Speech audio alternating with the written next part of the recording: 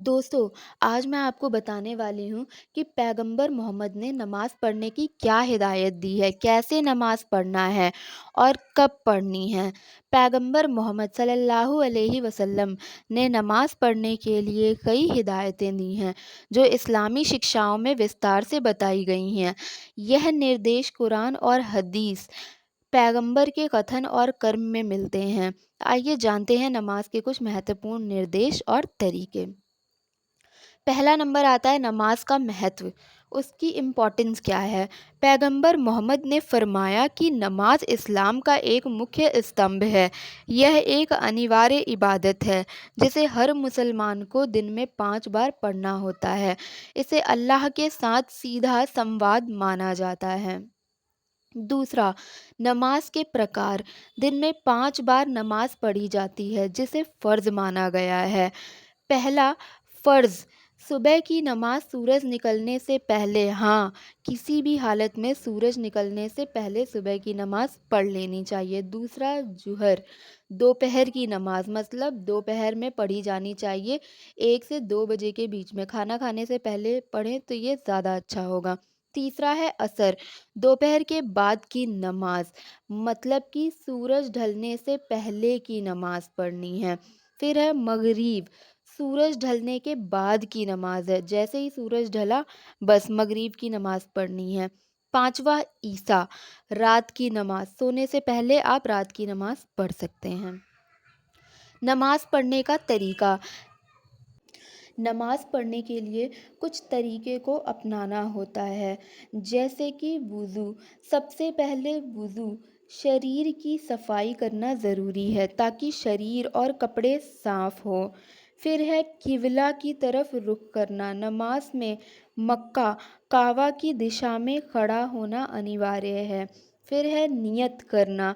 नियत यानी नमाज पढ़ने का इरादा करना। यह दिल से करना होता है। फिर है तकबीर, अल्लाहु अकबर, अल्लाहु अकबर कहना है, कहकर नमाज शुरू करना।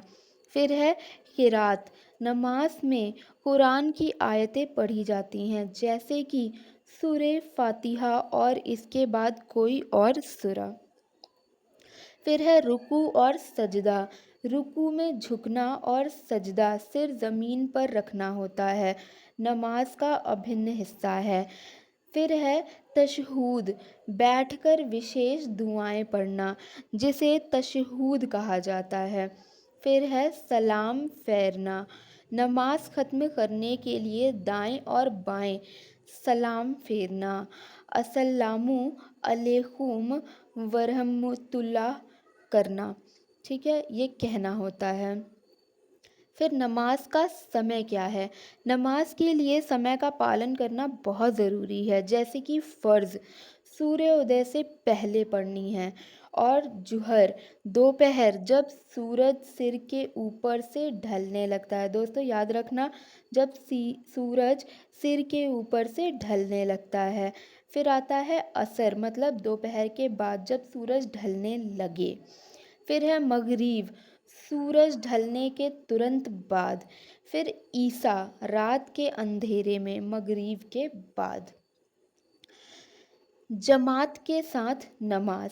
पैगंबर मोहम्मद ने नमाज को जमात मतलब कि समूह में पढ़ने को अत्यधिक महत्वपूर्ण बताया है, खासकर मस्जिद में जाकर। उन्होंने फरमाया कि जमात के साथ पढ़ी गई नमाज का सवाब अकेले पढ़ी गई नमाज से 27 गुना अधिक है। खुशू और खजू, विनम्रता और ध्यान। नमाज में दिल और दिमाग को अल्लाह की तरफ मोड़कर पूरी विनम्रता और ध्यान के साथ पढ़ने की हिदायत दी गई है। पैगंबर ने कहा कि ऐसी नमाज जिसमें ध्यान और एकाग्रता न हो वह अधूरी मानी जाती है। सुन्नत और नफिल नमाज।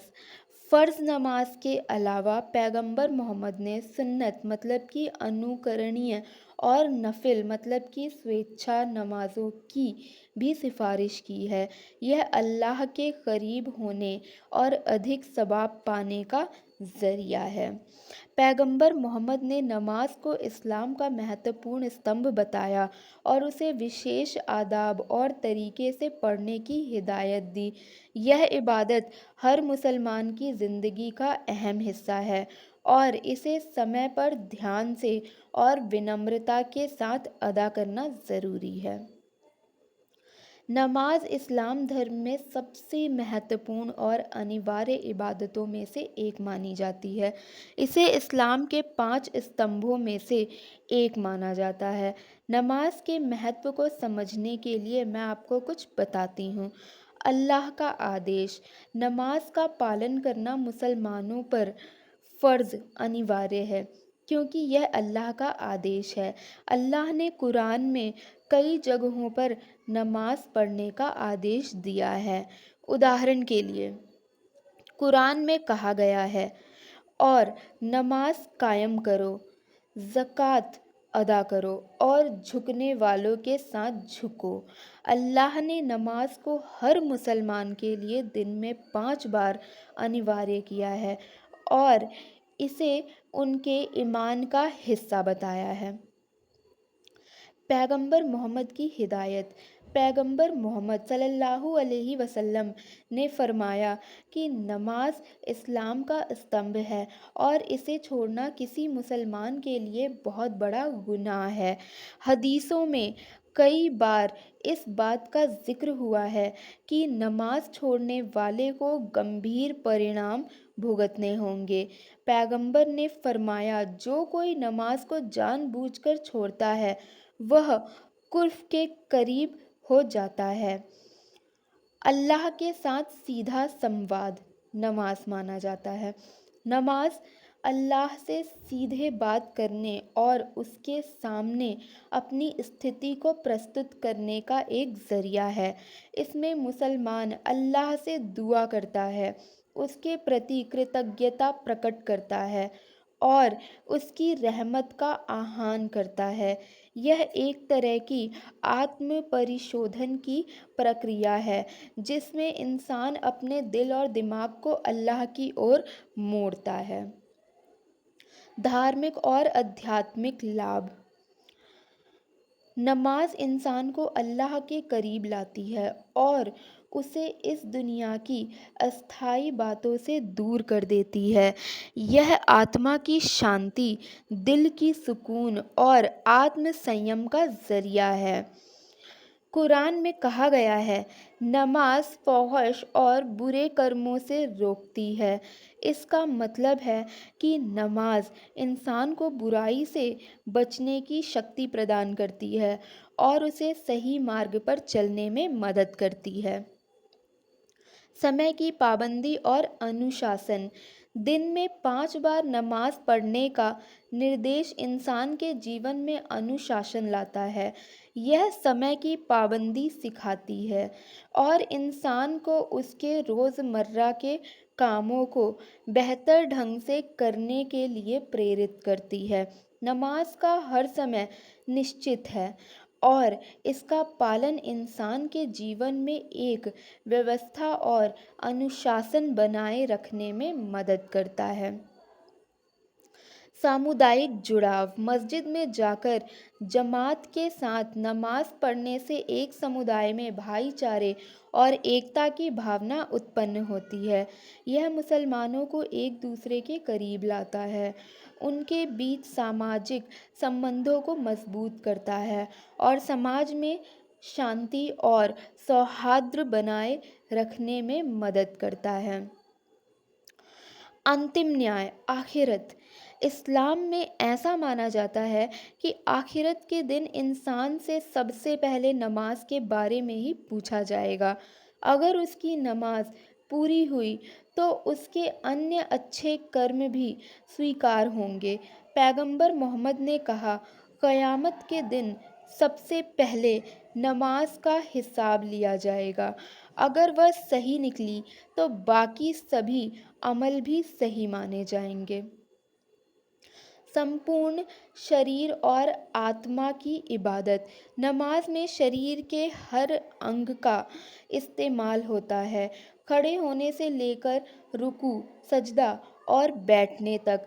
यह सिर्फ मानसिक और आध्यात्मिक इबादत नहीं है, बल्कि शारीरिक रूप से भी अल्लाह की इबादत की जाती है।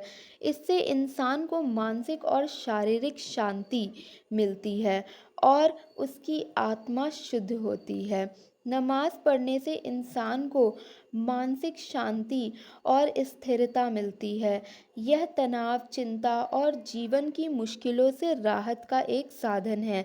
नियमित रूप से नमाज पढ़ने वाला व्यक्ति अपनी भावनाओं को नियंत्रित करने और कठिनाइयों का सामना करने में सक्षम हो जाता है। नमाज के दौरान की जाने वाली दुआओं में न केवल अपने लिए बल्कि पूरे समाज और इंसानियत के लिए दुआ की जाती है। यह एक व्यक्ति को इंसानियत और दूसरों की भलाई के प्रति जागरूक करता है। नमाज इस्लाम धर्म में एक बहुत ही महत्वपूर्ण इबादत है। यह केवल अल्लाह के प्रति कृतज्ञता और भक्ति का प्रतीक नहीं है, बल्कि यह इंसान के जीवन में अनुशासन, आत्मसंयम, आत्मशांति और समुदाय के प्रति जिम्मेदारी का एक जरिया भी है। नमाज न केवल आखिरत में नजात दिलाने का साधन है, बल्कि इस दुनिया में भी इंसान को बुराई से दूर रखती है और उसके दिल में अच्छाई को बढ़ावा देती है। नमाज जो होती है वो हमें पढ़नी चाहिए। 5 टाइम नमाज पढ़ना बहुत ही ज़रूरी है। नमाज पढ़ने से न केवल अल्लाह की इबादत होती है, बल्कि यह इंसान के जीवन के हर पहलू में सकारात्मक बदलाव लाती है, चाहे वह आध्यात्मिक, मानसिक, शारीरिक या सामाजिक हो। यह एक मुसलमान के जीवन को संतुलित, अनुशासन और उद्देश्यपूर्ण बनाती है। दोस्तों